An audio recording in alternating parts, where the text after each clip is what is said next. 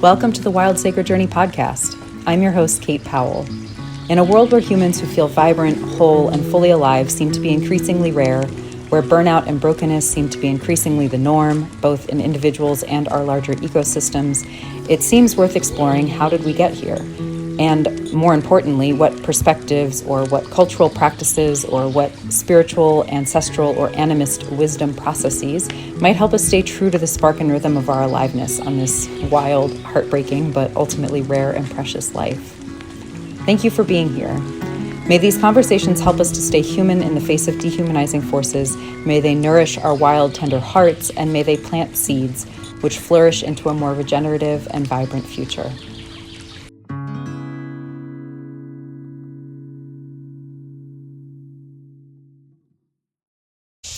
Hey, Kate with Wild Sacred Journey here. So I wanted to address this question of, am I doing enough, right? A lot of times clients come to me with that question, and I know I experience it a lot in my life. And sometimes that question is kind of explicit, right? Like we're aware that we're asking that. Other times it's a little bit more implicit or subtextual. We're not maybe aware that that's like at the heart of what we're asking. But, a lot of times I'll see it in the cases or the context of, people checking in about their career, their soul calling, or kind of the state of the world. Like, given all this pain or given this suffering or given this issue, this big picture problem I see that is keeping me up at night, am I doing enough, right? Sometimes it's in our relationships. Something is challenging right now, mostly it's something's challenging. Am I doing enough, right? I don't want to give up on this. Am I doing enough? Sometimes it's about our personal self, I fell down that rabbit hole again, or I fell into that pattern again. Like, am I doing enough? Am I healed enough? Am I fixed enough? Am I, all of that kind of stuff, right? So I think this is a really important question because it's one that actually has a lot of beauty and invitation in it. And it's gotten entangled with a lot of our own societal and personal wounding and conditioning around the idea of never being enough, never doing enough. In sort of a late stage capitalist model, like, no human is ever doing enough, right? As one person, in sort of this toxic individualist sort of like conditioning that we have, right? Where the village is broken down, and yet a lot of the problems that we're grappling with are collective problems. And here we are individually trying to plug the holes in the dam with our fingers, right? No, we're never doing enough, right? So there's this knowing, a valid, true knowing that we have that the answer to that question is no. And there's a fear along with that kind of keeps us entangled more into that side of things so that we can't access the beauty or the invitation of the question. And so instead it ends up feeding these cycles of burnout. It ends up feeding this sense of go, go, go, go, go, because I'm not enough. I'll never be enough. I'll never be able to do enough, right? And, so often, what we fear is what we usually end up in some ways having come true. And often we are an active participant in having it come true. So, it's really important that we can start to kind of untangle the fear from that question so that we can stop that cycle of burnout. And we can sort of engage with that question in a different way that doesn't continue enabling it to become true. Because if we keep kind of pushing, we do burn out, we do collapse, and then we do even less than we might be able to do if we weren't constantly afraid we were never doing enough, right? So if we could find something that's a little bit more of a sustainable rhythm, then we don't kind of have these big pendulum swings. And all of what I'm describing there with the pendulum swings, that's all very normal nervous system stuff. So usually in the moment where we're asking that question, am I doing enough? There's a discomfort that's happening internally in response to something that was happening externally. right? So in response to some sort of external input, we've become uncomfortable internally, and we start trying to figure out how to quote unquote fix it, right? How to solve the problem, as it were. So to do that, we start to kind of look outward, right? And also in response to the discomfort inside, we start to toggle, okay, it's uncomfortable inside. Maybe I'm not feeling totally safe or comfortable inside. So the nervous system's going to start looking for safety outside. But if we're looking for safety in that question, through that question, and the answer to that question is no, then we start to experience a lack of safety outside, right? Or whatever the external trigger is kind of a strong word, but the external impetus maybe for us prompting that question in the first place, for us to even ask that question in the first place, that might feel unsafe to us. So then we kind of get caught in this loop of the internal doesn't feel safe because we don't maybe know what to do with or how to be with the emotions, the discomfort that's coming up, right? It's trying to move us into action, and that's okay. Again, that's the nervous system. If something feels quote unquote unsafe or wrong, the nervous system is always going to want to, okay, what response do I need to have? Fight or flee?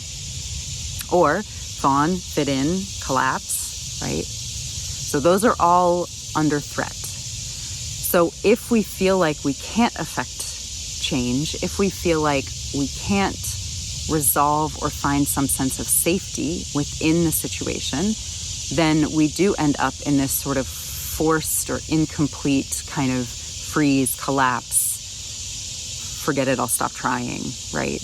Or then we end up in these cycles of try, collapse, try, burnout, collapse. So there's nothing wrong. Our nervous system is doing what it tries to do. But, I wrote something the other day that our inner world is not the whole world, but it's the one we have the most power within, right? We have the most power to affect change in our inner world, not in our outer world. Now, don't get me wrong, we want the change that we're affecting interiorly to ripple exteriorly, right? We want that ripple effect to happen. But trying to shift things externally before we've shifted things internally, not going to work. So our inner world might not be the whole world, but because it's the place where we have the most power, that's where we begin, right? So when we're in that place of asking that question, am I doing enough? That's a sign to, one, pause, right? And then two, start to check in. Okay, what's going on internally? What is this discomfort that I'm experiencing? What am I wanting to move into action on behalf of or for or about, right? So maybe it's, I'm feeling disrespected. Okay, that's good to notice, right? Maybe it's, I'm feeling afraid for the planet. Okay. Maybe it's, I'm worried about the lack of compassion and care I see playing out in especially on a big scale, political scale, right? Okay. Maybe it's, you get the picture. There could be a whole host of things happening there, right? So that's where we start to check in, and it may not be clear right away, right? And you might need mirroring. That's sometimes where we need mirroring from somebody else because we can't yet see it clearly for ourselves. Sometimes that stuff is in our blind spots because it's so, what that's pointing to in that moment is something that is like a core value, right? Like a core aspect of your quote unquote medicine, right? So when people talk about this idea of you're the medicine, right? That's that idea of you are designed in some kind of perfect and unique way so that you're fumbling towards beauty in your own life, in your relationships, in your community, in your offering to the world, right? Your attempts to fumble towards beauty become something that the whole world needs, one ingredient in our collective fumbling towards beauty, right? So that's kind of what that phrase, the medicine, means.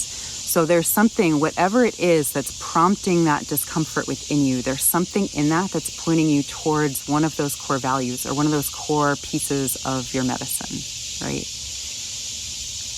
So that's the first step, is to see if we can kind of figure out, get as close to the truth as possible. And sometimes it takes like going down a couple layers, like one layer that feels pretty good and true will kind of come up. And then maybe we need to ask the question again and just see if we can kind of keep getting deeper, keep getting as close to what feels like a deep gong reverberation of like, yes, there it is, ping, but more like bong. And then the second piece is to then kind of tune in. Okay, what's something you already love to do? Not what's something, because here's the piece too, right? When we ask the question, am I doing enough? We usually have in mind some idea of who we think we should be. So we usually have a person or a group of people in mind that we're kind of measuring ourselves against. Well, they're doing this and I'm not. So clearly I'm not doing enough, right? So-and-so said this is the answer, but I'm not I don't seem to be able to do that. So clearly I'm not doing enough, right? So, or whatever version of that. So in order to kind of break the trance, the spell of that, we have to kind of, okay, what do I already love to do? Maybe it's gardening. Maybe it's weaving or knitting or crocheting or scrapbooking. Maybe it's painting. Maybe it's cooking. Maybe it's pottery.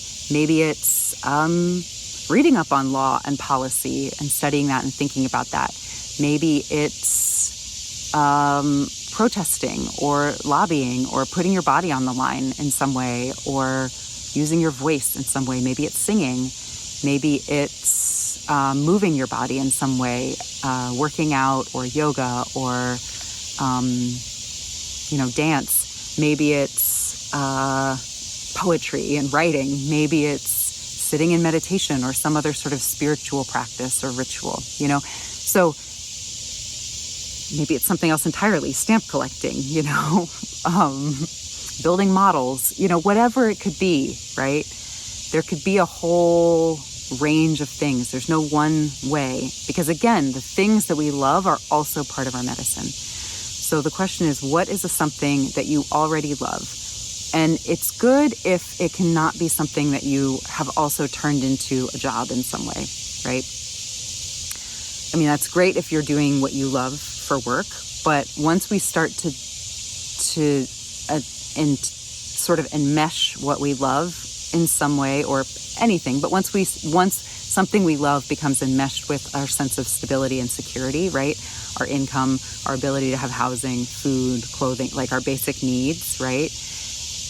The stakes just become significantly higher. So suddenly that area becomes a little bit less of an area for play and experimentation because the stakes are so high. So if you can, it's important to see this is part of why hobbies are also really important, right? So especially for people who are trying to do the good work of doing what you love, right?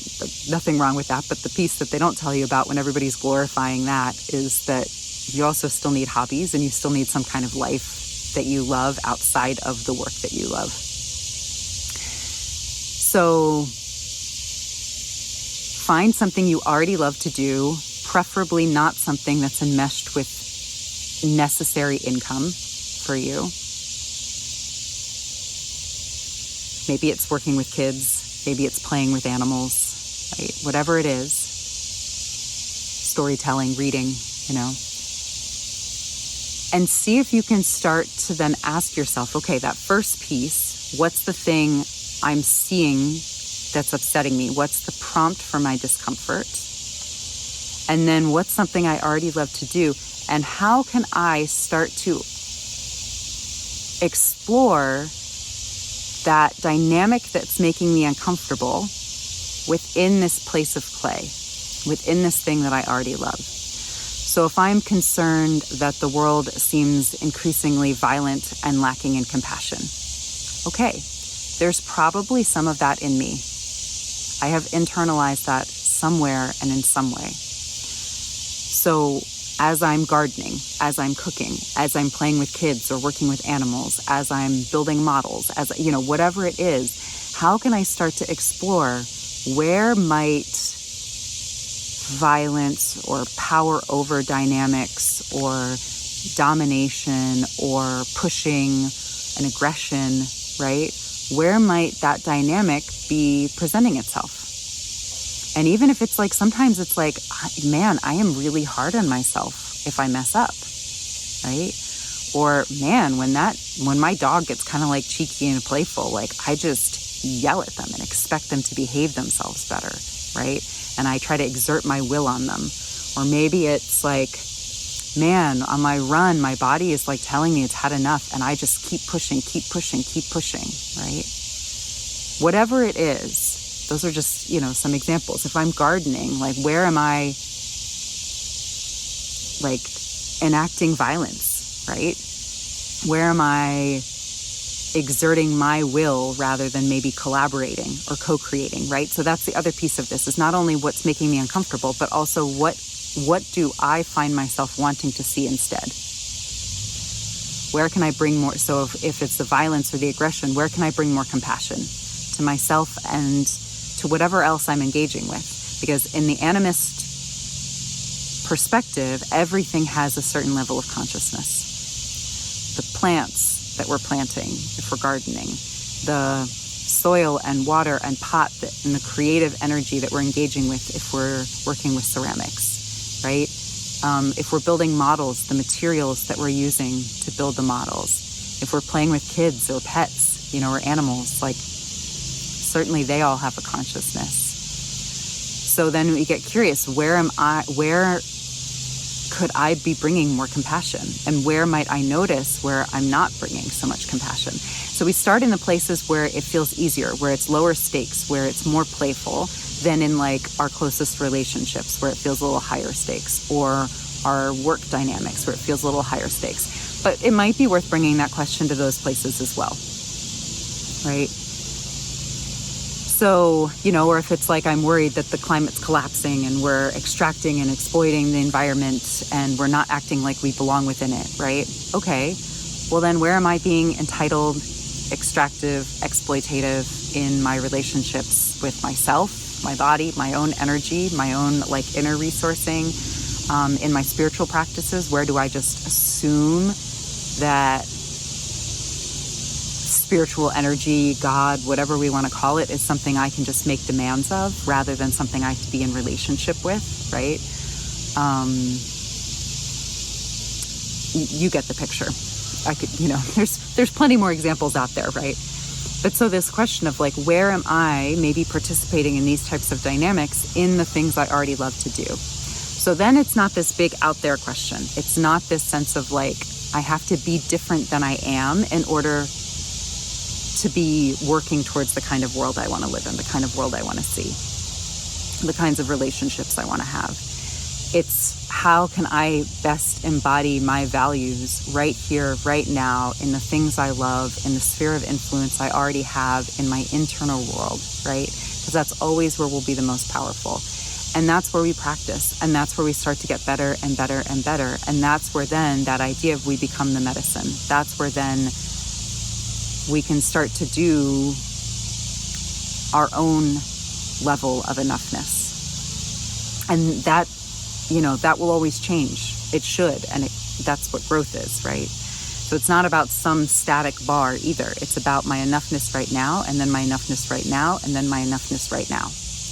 But it always starts with what's this that's prompting me to want to move into action right now?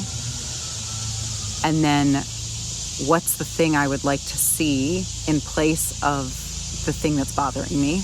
What's the value I have? What's that pointing me in the direction of? And then what are the things I love to do already that feel low enough stakes I can experiment with this? And then maybe higher stakes. And then just explore. And then you're giving your nervous system the sense of you are doing something. And you're also more likely to actually see something change. And that also is very grounding and affirming for the nervous system. And so that's how we stay feeling engaged and alive, even in moments of discomfort, even when life is asking us to step up, right? And there is so much of that in the world right now. We are being so deeply asked to step up because we are seeing more and more things unraveling. And as they unravel, the beauty of the unraveling is that there's an opportunity for us to say, great, what about this instead? And in order for us to say that, we have to be living it already. We have to have practiced it. And the best places to practice it are in the lives we already have, not in some like mythic future, mythic out there, right? So how does this land? Let me know. I'd love to hear. This is definitely something I've put into practice in my own life and have found to be like really effective. I mean, I'm always practicing, but I think this is one of the things that's made some of the biggest differences for me. So I'd love to hear, what you think.